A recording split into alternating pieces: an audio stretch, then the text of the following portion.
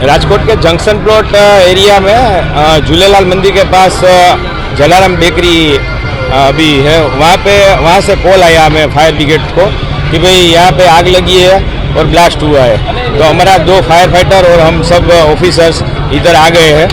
आग तो छोटी सी लगी हुई थी और वो बुझा भी थी, लेकिन और ब्लास्ट कैसे हुआ है वो भी अभी पुलिस डिपार्टमेंट और हम सब साथ में वो जान पहचान कर रहे हैं। और दूसरा यहाँ पे एक गैस की लाइन, जीएसपीसी गैस की लाइन लीकेज है, तो उसके भी एम्प्लॉय इधर कुछ रिपेयरिंग वगैरह कर रहे हैं। अभी 2 लोगों को ईजा हुई है ऐसा बोल रहे हैं, लेकिन हमें इधर इन्फॉर्मेशन है वो अभी हम वो कलेक्ट कर रहे हैं। પ્રાથમિક રીતે જીએસપીસીની લાઇનનું લીકેજ જે હતું એ રિપેરિંગ કામ ચાલતું હતું, એટલે એના કારણે થયેલો છે કે બીજા કોઈ કારણોસર થયેલો છે એ તપાસનો વિષય છે, અને એ તપાસ જે છે હાલમાં આગ બુઝાઈ ગયેલી છે। કોઈ કેઝ્યુઅલ્ટી અત્યાર સુધી રિપોર્ટ થયેલી નથી। જે ઇન્જરી હતી એને પણ સારવાર માટે મોકલી આપવામાં આવેલા છે, અને એફએસએલ અત્યારે આવશે, રિપોર્ટ એ સેમ્પલ લેશે।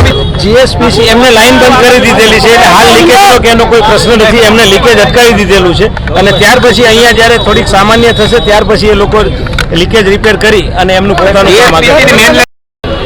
અમારા કાર્યકર્તા ચેતનાબેન વિધાણી છે, આ સિંધી સમાજના આગેવાન છે। બેનનો મને ફોન આવ્યો, હેમુભાઈ અહીંયા આગ લાગી છે, ઝડપથી તમે આવો અને ફાયર બ્રિગેડને એ આવે એવું કરાવો। એટલે ચાલુ સ્કૂટરે મેં તરત અમારા ફાયર બ્રિગેડના ચેરમેન દિલીપભાઈને ફોન કર્યો। મેં કીધું સાહેબ આવું બન્યું છે અમારા સિંધી કોલોનીમાં ઝૂલેલાલ મંદિર પાસે ગેસ જીએસપીસીનું લાઇન અને કંઈક ઇલેક્ટ્રિકનું કંઈક શોર્ટ સર્કિટ થયું, એના હિસાબે આગ લાગી છે।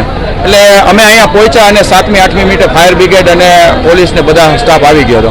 બેકરીમાં અમારા મિત્ર જ છે, એમને અમે પૂછ્યું દીપકભાઈને, તો એવું કીધું કે નાની મોટી બ્લાસ્ટ બારે આવો ભડાકો થયો, એમાં અમારા કાચને આ બધું તૂટ્યું હતું અને 2 માણસોને નાની મોટી ઈજા થઈ છે, એને તાત્કાલિક સિવિલે લઈ ગયા છે। અત્યારે આવી ગયું હતું 10-12 મિનિટમાં અમે કીધા પછી આવી ગયું। નરેશભાઈ વઢવાણિયા બોલું છું। આ છોકરો રાત મારો છોકરો હે, અને અત્યારે હું સારી લેવા આવ્યો હતો, બરાબર છે। એ છોકરો ફૂટ્યો ગેસનો બાટલો, એ છોકરો દોડીને બહાર નીકળી ગયો, બચી ગયો, તો ફરી એ આવી ગયા, બરાબર। મારે દોડીને બહાર હાથમાં કાચ લાગ્યો, લોહી લેવાનું ટ્રાય કરીને આવ્યો મારી પાસે, રોતો પછી નીચે પ્રાઇવેટમાં આવેલો તો જોડો આખું લોહીવાળું બિસ્કટ થઈ ગયું, એનું બદલાઈ ગયા છે લુગડા હમણાં માલિક બ્લાસ્ટ કાંઈ નથી, ગેસની લાઈન પાછળ ચાલુ હતી, એ લોકોથી કાંઈ થયું છે, અમારાથી કાંઈ નથી થયું। એ લોકોનો સ્ટાફ પાછળ ઉભો છે, નુકસાન તમારી સામે જ છે સાહેબ, મને કાંઈ ખબર નથી, મારી પોતાની ભાનમાં નથી સાહેબ।